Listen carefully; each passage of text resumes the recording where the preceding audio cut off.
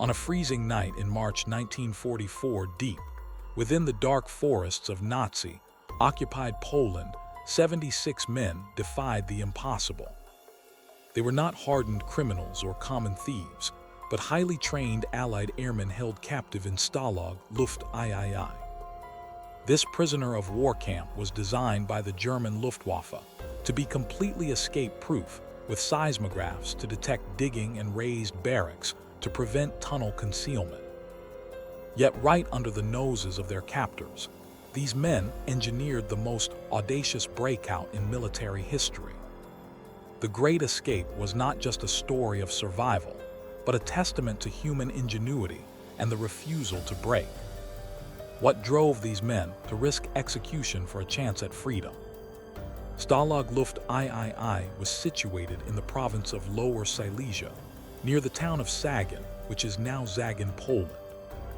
The Germans selected this specific site because of its sandy subsoil, which made tunneling exceptionally difficult and dangerous.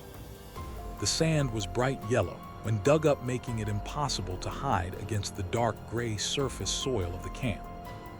The barracks were raised on stilts, specifically, so guards could see underneath them, preventing any hidden trapdoors. The perimeter was surrounded by double barbed wire fences and patrolled by armed guards with dogs, while searchlights swept the grounds constantly. It was a fortress designed to break the spirit of the most determined Allied officers. Despite these daunting measures, the camp housed some of the most brilliant and restless minds of the Allied Air Forces. The prisoners were primarily Royal Air Force personnel, along with flyers from the Dominion nations and other Allied countries. These men viewed escape not just as a desire, but as a duty to disrupt the enemy war effort. Among them was squadron leader Roger Bushell, who would become the mastermind behind the operation.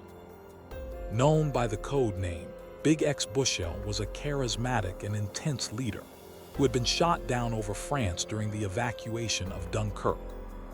His previous escape attempts had made him a marked man, but his resolve remained unbroken. Roger Bushell convened a secret meeting with the senior escape committee known as the X Organization in the spring of 1943. He proposed a plan so massive and audacious that the German guards would never suspect it. Instead of digging a single tunnel which could be easily discovered and destroyed, Bushell ordered the simultaneous construction of 3 major tunnels. He named them Tom, Dick, and Harry. The logic was simple yet brilliant. If the Germans found one tunnel, the guards would relax their vigilance, assuming the threat was neutralized, allowing the prisoners to focus their efforts on the remaining 2. The goal was to get 200 men out in a single night. The X Organization was a marvel of clandestine efficiency, operating like a corporation within the prison camp. Every aspect of the escape was compartmentalized to ensure security and secrecy. There were departments for intelligence, forgery map, making, tailoring, and engineering. Bushell enforced strict discipline, requiring that only those who needed to know specific details were informed. This prevented the entire plan from being compromised if one man was interrogated. The prisoners established a complex lookout system to track the movements of every German guard, ensuring that no work would be discovered. It was a massive undertaking, involving over 600 prisoners working in unison. The engineering challenges facing the prisoners were immense, particularly the construction of the tunnel entrances. The entrance to Tom was hidden in a darkened corner of a hallway in one of the barracks, while Dick was concealed beneath the drain of a washroom. The entrance to Harry, which would eventually become the main escape route, was hidden under a stove in room 23 of Block 104. The prisoners built intricate trapdoors that could be lifted only by removing the stove and the tiles beneath it. These trapdoors were so perfectly fitted that even when guards walked directly over them, they did not move or make a sound. Digging the tunnels required tools that simply did not exist inside a prisoner of war camp. The prisoners had to improvise with whatever materials they could steal or scavenge. They fashioned digging tools from old clim, powdered milk tins which they flattened and bent into scoops. These tins were provided by the Red Cross in food parcels and became the most valuable resource in the camp. The metal from the tins was also used to create ventilation ducts, which were buried under the tunnel floor. To pump air into the deep tunnels, the prisoners built bellows from kit bags and bedsheets, ensuring the diggers did not suffocate. One of the most significant problems was the disposal of the bright yellow sand dug from the tunnels. If the German guards spotted even a handful of this distinct sand, the entire operation would be exposed. The solution was the creation of a team known as the Penguins. These men wore trousers that had been modified with long internal socks made from old cloth. The socks were filled with sand and suspended by a string around the neck. As the Penguins walked around the camp grounds, they would pull a pin in their pockets, releasing the sand down their trouser legs. They would then shuffle the sand into the dark gray surface soil. While the diggers and Penguins worked underground, the forgery department was busy creating false identities for the escapers. Led by Tim Whalen, this team had to produce high-quality replicas of German identity cards, travel permits, and work passes. They used improvised inks made from boot polish and crushed pencil leads. They meticulously copied official stamps and typefaces by hand, often working by candlelight for hours on end. The quality of these forgeries was so high that they could pass inspection by the Gestapo or railway police.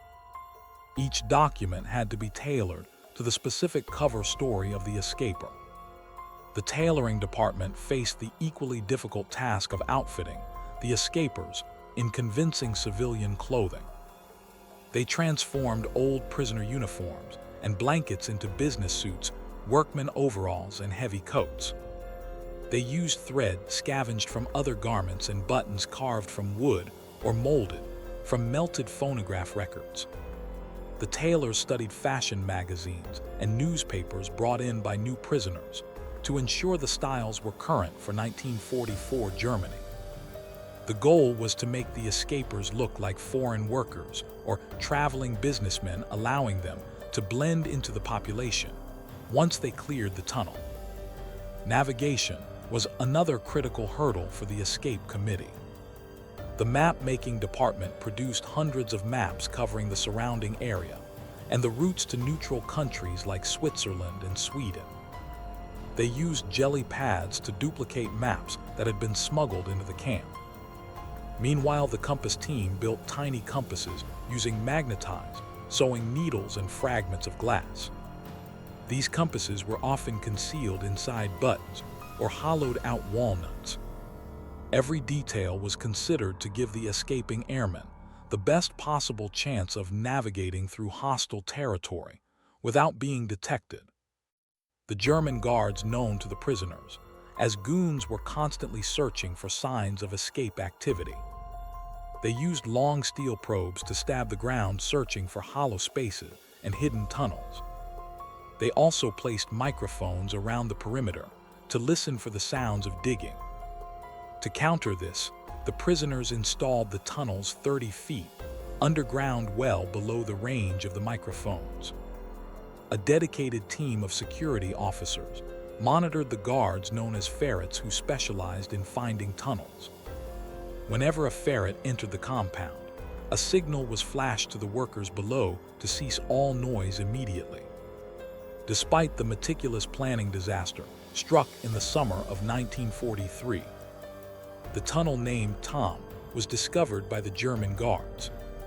They had noticed sand being disposed of near the barracks and launched a massive search. The discovery was a devastating blow to the morale of the prisoners. The Germans destroyed Tom with explosives, damaging the roof of the barracks above. However, Roger Bushell remained undeterred. He ordered the suspension of work on Harry to let the heat die down, and decided to use the tunnel dick primarily for the storage of supplies and waste sand. Work on the Tunnel Harry resumed in January 1944, in the dead of winter. The ground was frozen solid, which made the disposal of sand even more difficult as the penguins could not easily mix it into the surface soil. The prisoners had to find new places to hide the sand, including beneath the floorboards of the theater and in the attic of the barracks. The conditions inside the tunnel were grueling, with the air becoming thin and the constant threat of a cave-in. Yet the men pressed on, driven by the hope of freedom and the desire to strike a blow against the Third Reich. By March 1944, the Tunnel Harry was nearing completion. It stretched over 300 feet from the stove in Block 104 towards the cover of the woods beyond the perimeter fence. The tunnel was a masterpiece of engineering, complete with a wooden railway system for moving sand and men. It had electric lighting tapped from the camp power supply and 3 intermediate way stations named Piccadilly Circus and Leicester Square. The final section was a steep vertical shaft designed to break the surface just inside the tree line, providing cover for the emerging men. The date for the escape was set for the night of March 24, 1944. It was a moonless night, which would provide maximum darkness for the fugitives. The weather, however, was far from ideal. It was bitterly cold, with heavy snow covering the ground. This would make travel difficult and increase the risk of footprints being spotted. Despite the risks, Roger Bushell decided to proceed. The forged papers were distributed, the civilian clothes were donned, and the 200 men selected for the escape gathered in Block 104, waiting for their turn to enter the tunnel. As the first men crawled to the end of the tunnel and broke through the surface, they made a horrifying discovery. The tunnel had come up short. Instead of opening inside the safety of the forest, the exit hole was located in the open ground just short of the tree line. It was dangerously close to a guard tower. This miscalculation meant that every man exiting the tunnel would have to crawl through the snow for several yards under the nose of the sentries before reaching the shadows of the trees. This significantly slowed down the escape process. To manage the exit without being seen, the prisoners improvised a rope signaling system. A man was stationed at the tunnel exit to watch the sentry in the nearby tower. When the guard turned away, he would tug the rope, signaling the next man to crawl out and dash for the woods. This agonizingly slow process reduced the number of men who could escape per hour. Instead of the planned 1 man every minute, the rate dropped to barely 10 men an hour. Tension mounted in the tunnel as the men waited, knowing that dawn was approaching. Inside the tunnel, the conditions were claustrophobic and tense. The air was foul, and the wooden trolleys used to transport the men frequently derailed, causing further delays. Some men suffered from panic attacks in the confined space, but were urged on by their comrades. Above ground, the first groups of escapers were already making their way to the local railway station, while others began their trek through the frozen forests. They moved in pairs or small groups, posing as foreign workers and hoping their forged papers would hold up against scrutiny. The escape was further complicated by an air raid siren that sounded shortly after midnight. The camp lights were extinguished, which initially seemed like a blessing, but soon caused chaos. The blackout meant the guards were more alert, and the internal patrols were increased. The darkness also made it harder for the controller at the tunnel exit to see the signal rope. The delays continued to pile up, and it became clear that they would not be able to get all 200 men out before the sun rose. Roger Bushell made the difficult decision to keep sending men until the very last moment. At 4:55 in the morning, tragedy struck. As the 77th man was exiting the tunnel, a German guard on patrol spotted steam rising from the ground near the tree line. He approached to investigate and saw a prisoner crawling through the snow. The guard raised his rifle, and fired a shot, alerting the entire camp. The alarm sirens wailed and chaos erupted. The men still inside the tunnel scrambled back towards Block 104, while those in the woods ran for their lives. The Great Escape was over, but the manhunt was just beginning. Of the 76 men who had made it out of the tunnel, only 3 would eventually reach safety. The remaining 73 were scattered across the frozen German countryside. The escape triggered a massive security response known as a Großfahndung, or national alert. Tens of thousands of police soldiers and Home Guard members were mobilized to hunt down the fugitives. Roadblocks were set up at every intersection, and railway stations were swarming with Gestapo agents. The sheer scale of the German response disrupted the war effort exactly as Roger Bushell had intended. The weather proved to be the escapers' worst enemy. The deep snow and sub-zero temperatures made sleeping outdoors impossible, forcing many men to seek shelter in barns or attempt to board trains where they were easily spotted. Most of the escapers were captured within a few days. They were cold, exhausted, and hungry. Upon capture, they were taken to local Gestapo headquarters or police stations. Initially, they expected to be returned to Stalag Luft III and punished with solitary confinement, which was the standard penalty for escaping prisoners of war. However, the scale of the escape had enraged Adolf Hitler. When he was informed that 76 officers had broken out of a maximum security camp, he flew into a blind fury. He initially ordered that all the recaptured men be shot immediately. His top advisors, including Hermann Göring, warned that such a massacre would be a flagrant violation of the Geneva Convention and could lead to reprisals against German prisoners in Allied hands. After a heated debate, Hitler modified his order. He commanded that more than half of the escapers, specifically 50 of them, were to be executed as a warning. The selection of the 50 men to be murdered was arbitrary and chilling. The Gestapo chief Heinrich Himmler, or his subordinate Arthur Nieb, reviewed the list of names. They selected nationals from Poland, the United Kingdom, Canada, Australia, South Africa, and other allied nations. Roger Bushell, the mastermind of the escape, was among the first chosen for execution. The orders were sent out to the various Gestapo stations where the prisoners were being held. The men were to be told they were being transferred back to camp and then shot during a rest stop on the road. The executions were carried out with cold-blooded efficiency. The prisoners were driven in small groups to remote locations along the autobahns or in forests. They were allowed to get out of the cars to stretch their legs or relieve themselves.